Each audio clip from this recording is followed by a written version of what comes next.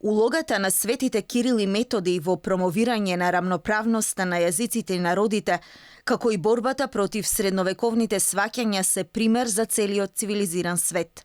Нивното неизбришливо дело не ги задолжи сите словенски народи, туку и воопшто христијанскиот свет. Словенските браќа со својата верба и упорноста што ја имаа, ја исполнија својата мисија за еднаков пристап до писменост за сите.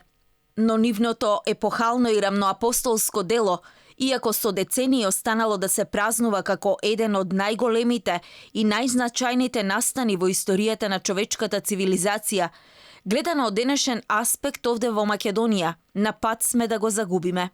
Мисијата на политиката да станеме членка на Европската Унија која носи просперитет не е нималку важна, но не по цена да се откажеме од нашиот јазик и идентитет.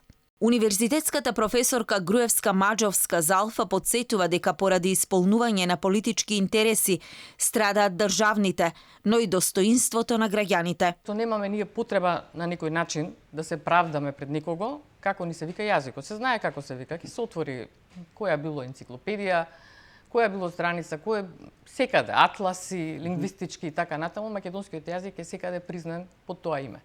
Така што ова што го прават е апсурдно за 21. век да си дозволувате таква слобода, да не речам друг збор да не употребам, некому да му го негирате јазикот, постоењето и така натаму. Европскиот пат за Македонија ќе биде невозможен доколку не се откажеме од јазикот и историјата. Од овој став Бугарија не отстапува и тоа го кажува гласно и отворено. Денеска е 24. мај 2020 година. Светите браќа Кирил и Методи во наследство ни оставија јазик, а го создадоа и првото писмо, азбуката, и поставија правила за пишување.